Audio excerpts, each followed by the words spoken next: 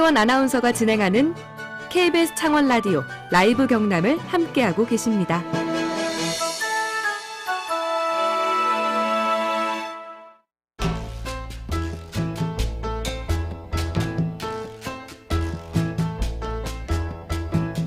지역에서 발견하는 세상 이야기를 함께 나눕니다. 김태훈의 썰. 네, 지역 스토리텔링 연구소 김태훈 소장과 함께합니다. 소장님, 매번 우리가 만났지만 좀 분위기가 색다르죠? 조금 긴장됩니다. 어떤 의미에서 긴장이 되세요? 일단 그 타이틀이 코너 이름이 네. 또 제 이름이 또 들어가는 김태훈의 바람에, 썰이라서. 예. 그리고 로고도 음악도 좀 주시고, 네. 그리고 이제 오늘 또 보이는 라디오가 된다 그래가지고 또 오늘 면도도 하고. 옷도 좀 얌전하게 입고 조금 긴장되네요. 아예 워낙 뭐 비디오가 출중하셔서 걱정하실 거 없을 것 같아요. 오늘 그래도 첫 시간이잖아요. 김태훈의 썰로 시작하는 첫 시간이에요. 소장님이 매주 이제 퀴즈를 또 소개해 주실 텐데 오늘의 퀴즈 소개해 주시죠. 네, 퀴즈 나갑니다.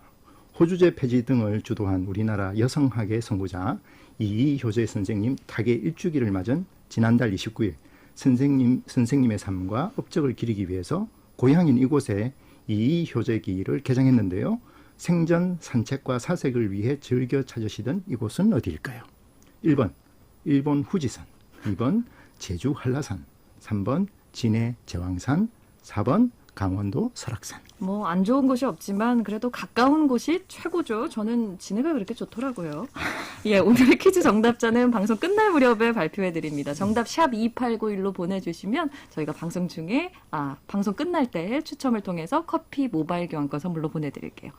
오늘은 어떤 썰을 준비하셨어요? 오늘 퀴즈하고도 좀 연관이 되는데요. 네. 29일 날 이제 진해에서 이희효재길이 개장을 하지 않았습니까? 그리고 30일 날 이희효재 포럼이라는 게 처음 이제 만들어졌고요. 네. 근데 우연히 이제 필연인지 이번 주 화요일이었죠. 그때 이제 경남 여성가족재단에서 경남 여성사 발간을 위한 기획단이 발족을 했습니다. 여성의 역사예요, 경남 여성사를 이제 발간하는 기획단인데 또 제가 또 거기 멤버로 참가하게 돼서 이거는 좀 필연 아닐까. 그래서 이제 여성사 이야기를 좀 해볼까 합니다. 안 그래도 경남 여성가족재단이 그 지난 여름에 네네. 이제 출범하고 1주년 맞아서 저희 라이브 경남에 나오시기도 하셨었거든요. 그 이전에는 뭐 시사 경남이었지만 그때 경남 여성사 발간도 앞으로 풀어야 할 과제로 언급을 하기도 하셨어요. 근데 어떻게 앞으로 추진을 하신다는 거예요? 일단 이번에 기획단이 출범을 한 거기 때문에 네. 당장 이게 여성사 작업에 들어가는 건 아니고요.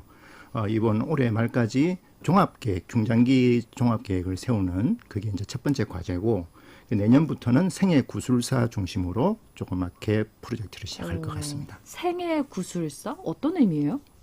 이 역사를 크게 세 부분으로 나누더라고요. 첫 번째는 이제 통사. 통사는 지역별, 시대별 이렇게 두루두루 이렇게 역사를 써내려가는 방법이고 두 번째가 이제 인물사. 예. 이번에 이효재 선생님도 이제 그 인물사에 들어가겠죠, 당연히. 그렇죠. 한 인물의 예. 생애를 쭉 날려. 그다음에 이제 세 번째가 생애사, 생애굴술사인데 이 생애굴술사도 사람에 관한 이야기 아닙니까? 근데 이제 인물사와 생애굴술사의 차이는 인물사는 이제 돌아가신 분.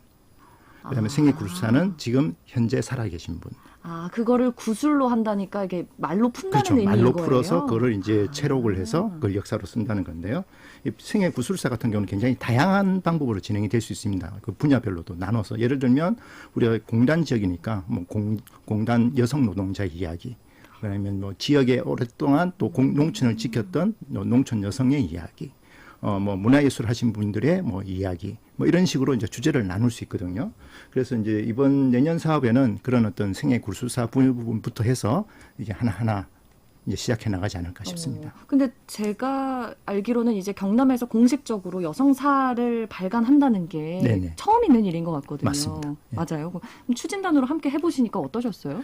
일단 시작이 반이라는 말이 있긴 한데, 예. 근데 또 막상 또 참여해 보니까 야, 갈 길이 멀다. 갈 길이 멀다. 예, 그런 생각도 좀 듭니다. 왜냐하면 여기 또 여성 또 단체나 또 학자분들 입장에서는 처음 기다렸던 프로젝트 아니겠습니까? 그치. 그러다 보니까 욕심도 생기고, 그다음에 뭐 좀 짧은 시간에 많은 또 성과도 내고 싶고, 뭐 이런 것들 좀 있다 보니까, 예, 뭐 근데 이제 지금 백지에서 밑그림부터 새로 그려야 되는 상황이어서 아마 그래서 내년 프로젝트를 생애구술사 제일 쉽게 접근할 수 있는 것부터 하지 않았나. 싶은 생각이 듭니다. 그래서 좀 뭐 많은 참여하시는 분들이 어떤 욕심, 욕망, 뭐 어떤 욕구 이런 게 있겠지만 좀 긴 호흡으로 네네. 지치지 않고 이렇게 길게 가는 프로젝트로 이렇게 갔으면 좋겠다는 바람이 있었습니다. 근데 말씀하신 대로 뭐 긴 호흡으로 지치지 않고 가려면 그 경남 여성들의 폭넓은 공감대나 어떤 지지를 받는 게 상당히 중요할 것 같거든요. 이렇게 하기 위해서는 어떤 게 좀 필요할 거라고 보세요? 아무래도 이제 우리 또 경남이 아무래도 좀 이렇게 좀 가부장 문화가 좀 센 지역 아니겠습니까? 예, 그런 맞아요. 면에서 이렇게 폭넓은 공감대와 지지를 받는 게 되게 중요할 것 같은데 그런 면으로 봤을 때는 제가 볼 때는 통사는 너무 이렇게 광범위하고 예. 생애 구술사 같은 경우는 너무 또 미시적이고 그런 면에서는 좀 인물사가 좀 중요하지 않을까. 왜냐하면 우리가 제일 재밌어하는 이야기가 사람 이야기 아니겠습니까? 맞아요. 그 사람이 어떻게 네. 살았고. 그래서 이제 그런 어떤 정말 사람들의 관심을 끌고 감동을 줄 수 있고 재미를 줄 수 있는 그런 인물사를 좀 중점적으로 좀 해서 대중적인 어떤 지지를 받는 게 중요하지 않을까. 예를 들면 우리가 뭐 피겨 스케이트 같은 경우는 김연아 선수 때문에 그런 문화가 그쵸, 생겨나고 그쵸. 우리 김연경 선수 때문에 또 여자 배구가 배구가 되는 그렇죠. 것처럼 우리도 이제 이 역사에서도 좀 스타가 필요하지 않나. 특히 여성사를 이끌어갈 수 있는 좀 그런 쪽에 좀 신경을 썼으면 하는 좀 바람이 있습니다. 그렇죠. 어쩌면 원래는 다 있을 텐데 주목을 네. 받지 못하는 그런 스타가 분명히 있을 거예요. 맞습니다. 여성사에도 그런 매력적인 인물이 있겠죠. 소장님은 지금 딱 어떤 인물이 딱 떠오르세요? 저는 이제 여성 참정권 관련해서 여성 참정권이 생긴 게 한 100년 안팎이거든요. 예. 그 중에서도 특히 이제 영국에서 에밀리 데이비슨이라는 그 분이 계십니다. 그게 1910년대인데 그때 예.